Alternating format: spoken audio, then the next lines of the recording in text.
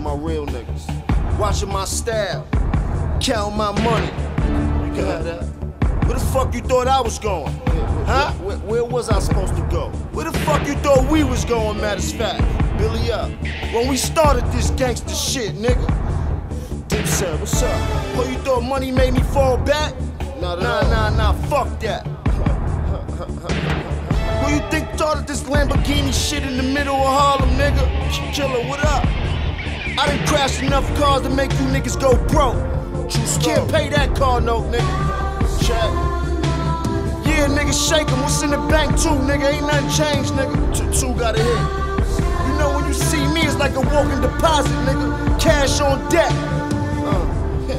What is up, guys? Welcome to another episode of Maximilian Must Know. This is my winter 2014/15 starting lineup video.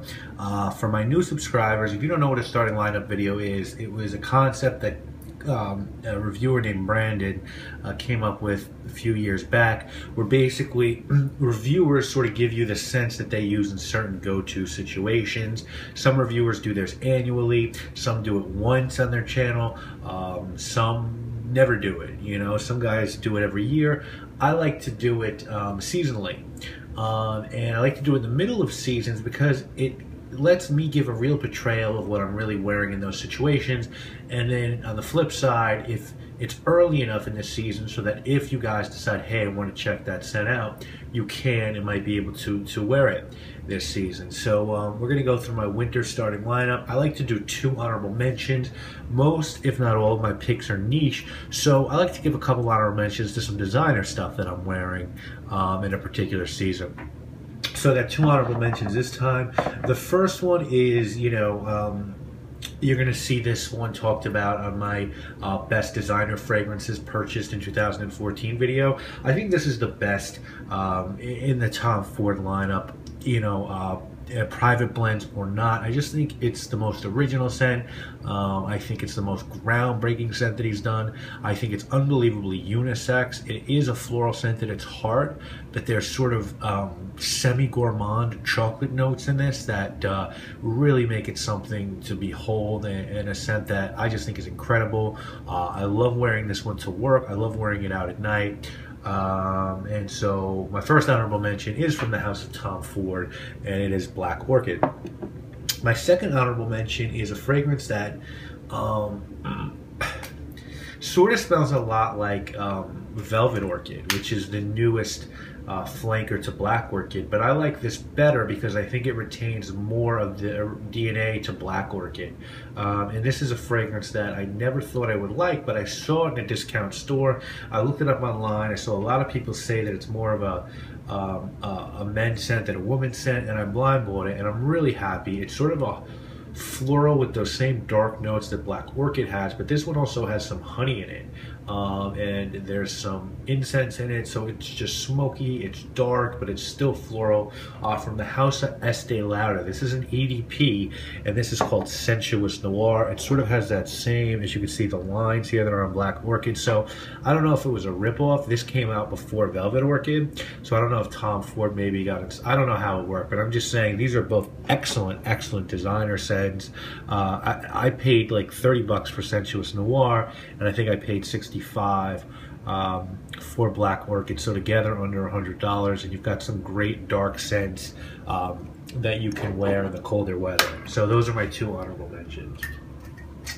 For my winter 2014 starting lineup, the first scent, of course, is going to be your signature scent. And what I've been wearing a lot of this winter is a fragrance. This is my first from the Hermel Dozenya Ascense line, and I was sort of really ruling over, you know, what am I going to get first? Should I get Japanese patchouli? Should I get Haitian vetiver? Should I get Indonesian oud? And this one just came out, and I remember getting a whiff of this at Bloomingdale's and just thinking, as soon as I left the store, I was thinking, I gotta get a bottle of this.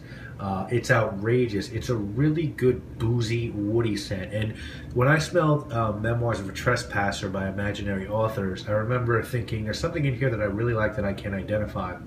And then when I smelled Corrigan by Lubin, I sort of felt the same thing, and I realized that that woody, boozy note was something called ambrette seed, which sort of is a not a synthetic musk, but it's a natural natural ingredient that does sort of have a musky smell, and I really enjoy it. So my signature scent so far this winter has been Peruvian Ambrette by Xenia Senze line. I love this scent. If you like woody, boozy scents sort of in the same vein as Jubilation 25 or Spiritus Double Vanille, look, they don't smell similar, but there's that sort of that same masculine, heavy, woody scent. That has been my signature so far this winter.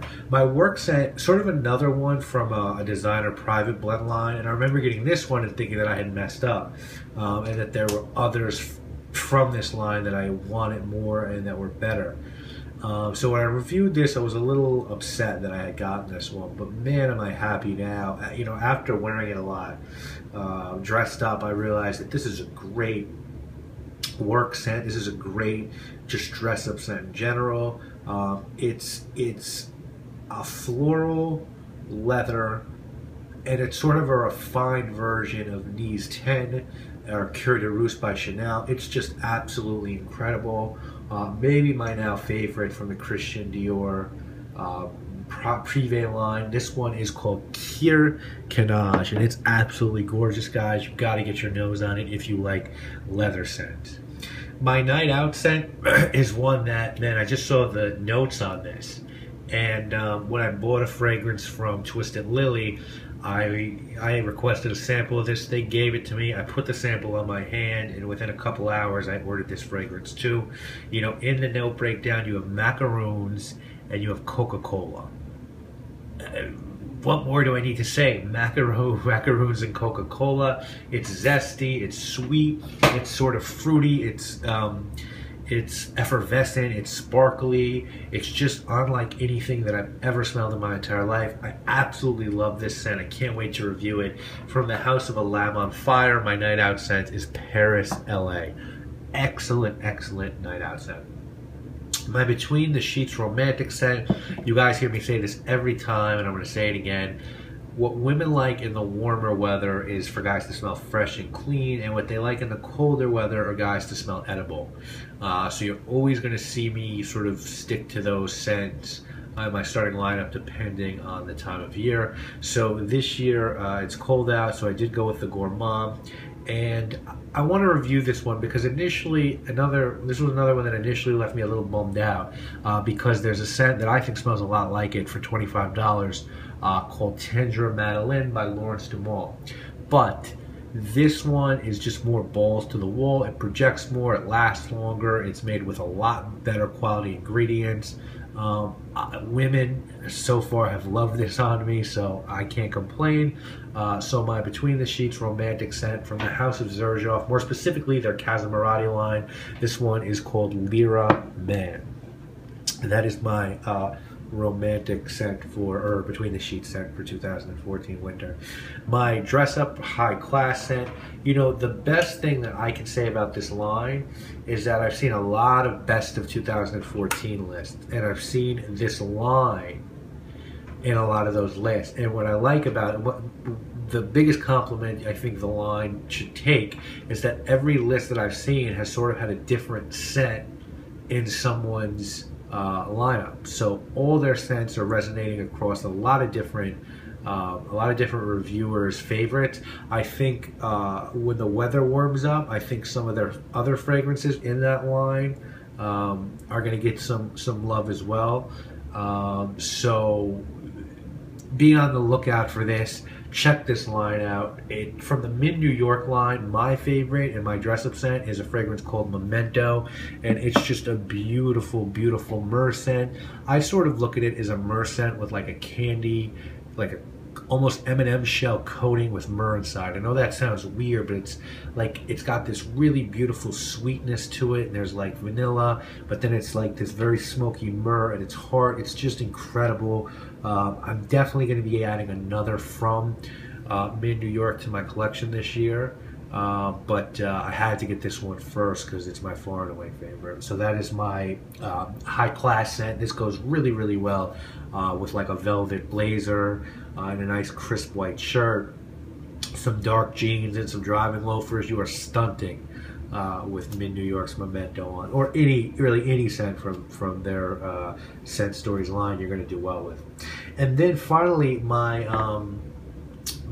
daring scent, and you guys know me, like daring scents is kind of, I don't know, I just think, I don't know, I don't really think many scents are daring. There are some that are challenging, but are you really being daring by wearing a perfume? I guess maybe to some people.